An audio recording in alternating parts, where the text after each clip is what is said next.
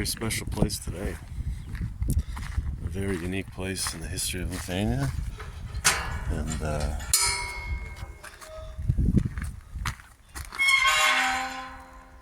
that's a proper gate sound, isn't it? Lord. Well, I'll let you have a look where we are. We're at 40 Tatars. This is Keturiasdešimt Totorių. This is a small settlement. Now there's almost 2,000 people here, but for a long time there's no more than a few hundred. And what you're looking at is a Tatar mosque. And it's been here, this mosque, since 1818. You're thinking, 1818? So there was mosques in Lithuania since 1818? Well, much, much longer in history before that, actually. 1397 is when the Tatars were brought to Lithuania by Vytautas the Great, as he's known. And since then, basically, they've lived in this village and other villages in the southern part of Vilnius area. And what you're seeing here behind is a cemetery. All these stones are old burial stones. These ones that just have kind of what you'd say is just a stone. These are from probably the 1400s and 1500s, the earliest ones, and the ones that have inscriptions are from a later period. Like the ones over here that are flatter. If they have a little fence around it or something, you're probably looking at like a landlord, like a noble almost, someone who had some money.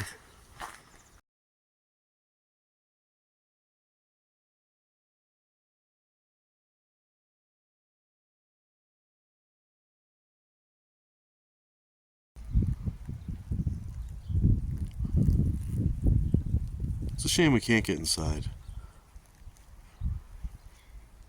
It is open for prayer, I think, once a week. I know at least once a month. I know it used to be green, pretty sure. This one. Now it's brown. Who knows? There's been a mosque here, like I say, since probably the 1400s. And there was a written source that mentioned it in 1588. So we know at least since then it was written about. And that one burnt down at some point. It was rebuilt in 1818, and that's the one we see before us. It's been restorated, thankfully, and it's a testament, proof to the multicultural past of Lithuania, of the Grand Duchy of Lithuania, and kind of what Lithuania, what it used to be and what it will be again someday, and just a welcoming, open society that had all kinds of ethnic groups and religions here. I mean, maybe you know about the Scottish people who lived in Keturiasdešimt. Oh, you didn't? Well, might want to Google that one. Yeah. There's a few mosques around Vilnius. There's also one in Nemėžis, which we'll be going to next. I thought we'd want to stop in 40 Tatars, this little town, and see this one first. And this ancient cemetery here. The oldest stones are completely worn and just no inscriptions on them, or just symbols. While the newer ones, let's say, like these ones here, that have little huge mounds and proper inscriptions, these would be wealthier people and from a later era. So there is still an imam who comes, as I said, once a week or maybe more, and I believe he shares his duties between this mosque and the one in Nemėžis. There's also a mosque in Kaunas in the center, not on the outside of the city like this one.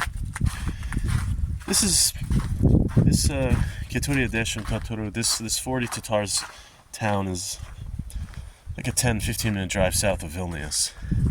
So it's not really convenient for the Muslim population now. If you're moving to Vilnius, you're from a Muslim country, it might not be convenient to come here to pray. And I don't think there's daily service. But if there was enough people coming, then there would be. But, if they did services here once a month or once a week, I would love to come here if I was a practicing Muslim, just for the history of it. The fact that this has been here for hundreds and hundreds of years, 500 years at least, maybe 6, they've been in this area. Right here, there was a mosque, and people have been praying. So, if you're a believer in those things, then that's pretty cool. Here we have inscription.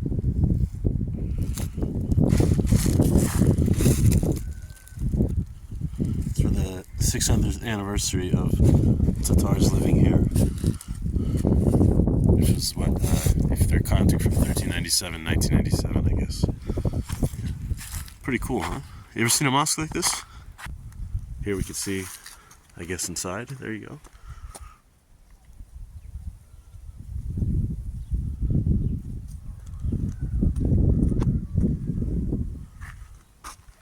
And they even have some things in Braille for people to come and read. That's nice. Some old photos. It's 1939. What is this? It looks like something I recognize. Totorių. Cool, huh? Can we do that gate sound again? Oh. There we go. Let's lock this back up.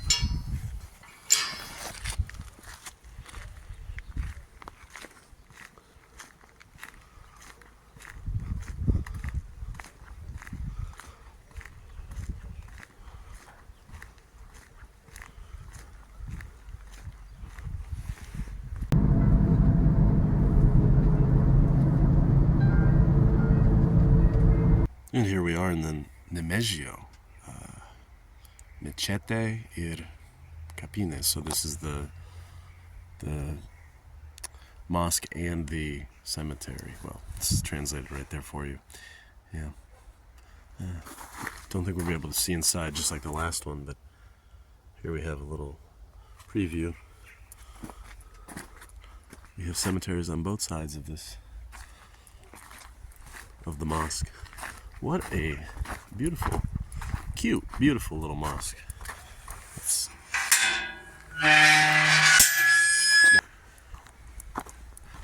Now that is a very unique little mosque, huh?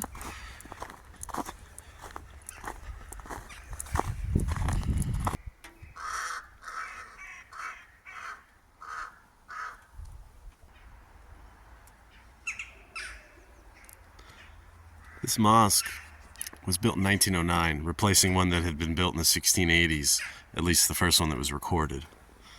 And you can see that the different eras of a cemetery are back here too, just like the one in Keturiasdešimt Totorių. The newer ones are flatter, have more grand inscriptions, and the ones you can see further away, kind of in this section here, they're just stones, and those are probably from the 1500s, maybe even 1600s. If you see a big kind of a wall around it, these kind of things like this would be a wealthier person. A fence. Okay. We can show you these older tombstones. These are the oldest ones. The ones that have basically nothing on them. They're just kind of large stones. So these mark the graves of people from 500 years ago or more. Some of them even have inscriptions on them. And again, this just shows us the history and the tradition of Lithuanian Muslims and of the Tatar variety. So everywhere I am, surrounded by, this is all cemetery. There's just stones underneath me everywhere. All over here, you can see it stretches over. It's quite a large cemetery. I'm not sure really which had the larger settlement. I think it was kind of similar. Each, a couple hundred people each between Nemėžis, here where I am now, and the 40 Tatar settlement. They were similar size. Of course, now they've grown a lot in the last 20 years as suburbanization of Vilnius. There's a lot of new houses and things, but you know, up until, let's say, 30 years ago, these places basically hadn't been changed in hundreds of years. The same people, the same families had lived there for generations and generations.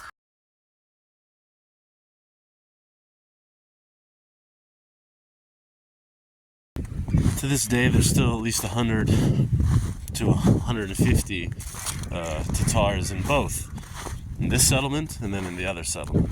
So it's honestly not that big of a change from the last hundreds of years, just the communities themselves have grown a lot since then. These are much newer, from the 1950s, 60s, 2015. You ever seen a mosque like that? In Lithuania?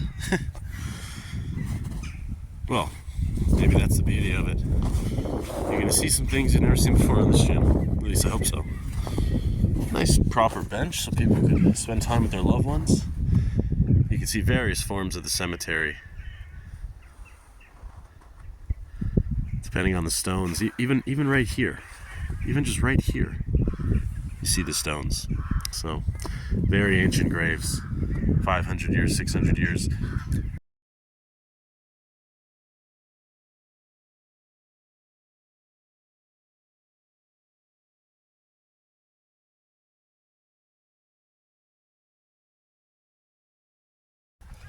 Very relaxing, peaceful place. Nemėžis is even closer to Vilnius than the 40 Tatars. It's really attached to Vilnius. It's proper. It's a few minutes to the east along the highway. Now, nearby is the Nemėžis Manor, which I'd love to show you sometime, but it's privately owned and it's all fenced off, and I think they're actually reconstructing it. So, well, that's a good thing, but it's not good that you can't access it. I'm loving the gold inlay lettering on this tombstones. Nemėžis Mosque. Prime of our lives. Ain't get any better than this.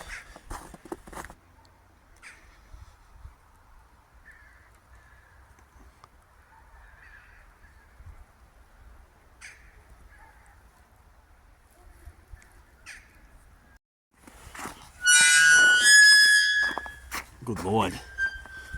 Good Lord. Let's close that back up.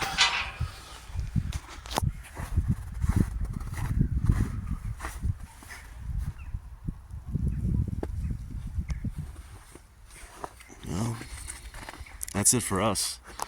That's it for the mosques of Vilnius. If you found that pretty interesting, which I hope you did, it's another interesting historical aspect of Grand Duchy and former past of Lithuania. Well, there's going to be more stuff like this. More interesting places I'll try to find and show you. Places that maybe you just couldn't expect. So, like and subscribe, tell your friends. I've told you before to tell your enemies, but I mean, if that didn't work out last time, don't tell them. Just, tell your friends. Like, subscribe, and I'll catch you next time.